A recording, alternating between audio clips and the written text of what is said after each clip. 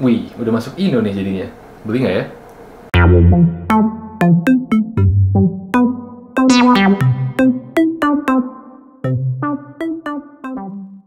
Hey, what's up everyone? Back again with me Adito di channel Adito Aditya.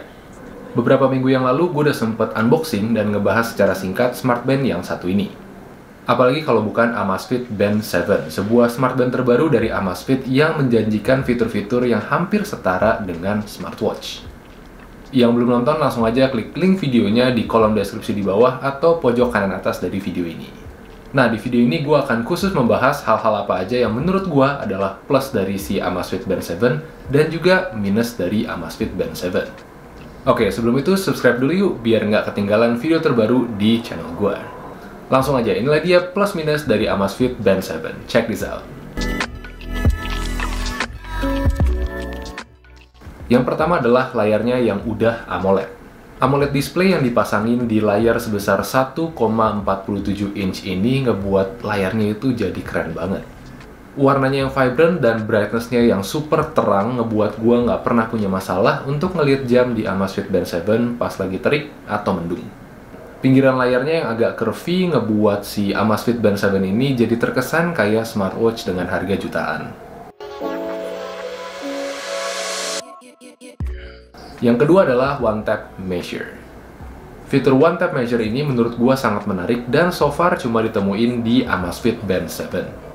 Cukup dengan satu kali tap aja, Amazfit Band 7 bakal otomatis ngukur heart rate, stress, dan blood pressure. Akurasinya juga boleh diadu. Berikutnya adalah battery life.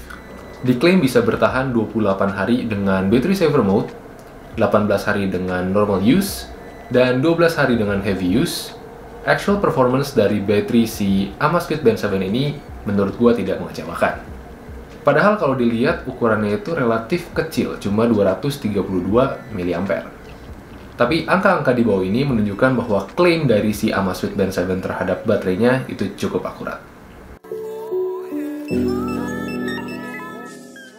Berikutnya adalah 120 workout modes.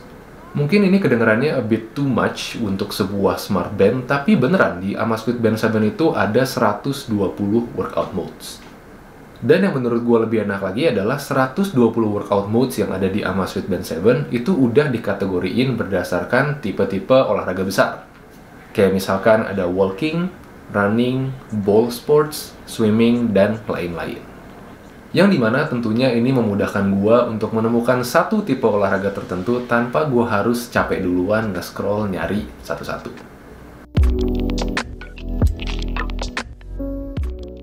Berikutnya adalah customizable watch face. Oke, kapan lagi sebuah smartband ngasih kalian opsi untuk nge-customize watch face-nya? Bentar, kalau misalkan watch face itu buat smartwatch, kalau smartband itu namanya jadi band face nggak ya? Anyway, ini nggak buat semua watch face, tapi ada beberapa watch face yang tampilan infonya bisa kalian atur kayak begini. Berikutnya adalah workout detector. Oke, ini adalah fitur yang menurut gua sangat menarik banget, meskipun gua personally belum pernah nyoba. Si Amazfit Band 7 ini mempunyai opsi di mana yang kalau kalian nyalain, dia bakal otomatis ngedetect workout apa yang lagi kalian lakuin saat itu. Walaupun dia cuma ngebatesin jadi 4 jenis aja, tapi menurut gue fitur ini keren banget. Ini baru namanya smart. Plus yang terakhir dan yang paling gue suka adalah slot watch face-nya banyak. Biasanya smartwatch atau smartband budget friendly itu cuma ngasih kalian satu slot untuk gonta-ganti watch face yang kalian mau dari aplikasinya. Tapi si Amazfit Band 7 ini ngasih kalian lebih dari 3 slot, bahkan 5 slot untuk watch face yang kalian download dari aplikasinya. Gue jujur nggak tahu ini batasnya berapa, tapi gue coba untuk nge-sync 5 watch face dari aplikasinya, dan 5-5-nya itu ke store di dalam smartband-nya. Ajib banget. Oke, tadi udah plusnya ya, sekarang kita bakal ngebahas minus dari si Amazfit Band 7 ini. Yang pertama adalah race to wake-nya yang menurut gua cukup lama.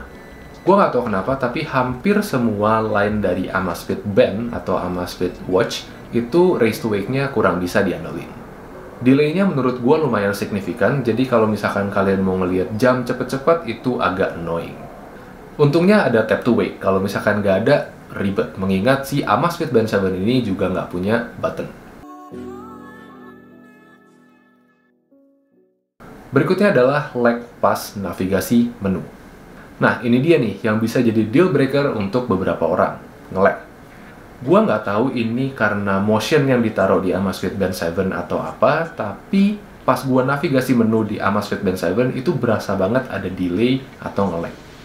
Hal ini jujur cukup mengganggu gua, tapi mengingat ini adalah masalah software, gue berharap di software update berikutnya hal ini bisa diatasi sama Amazfit.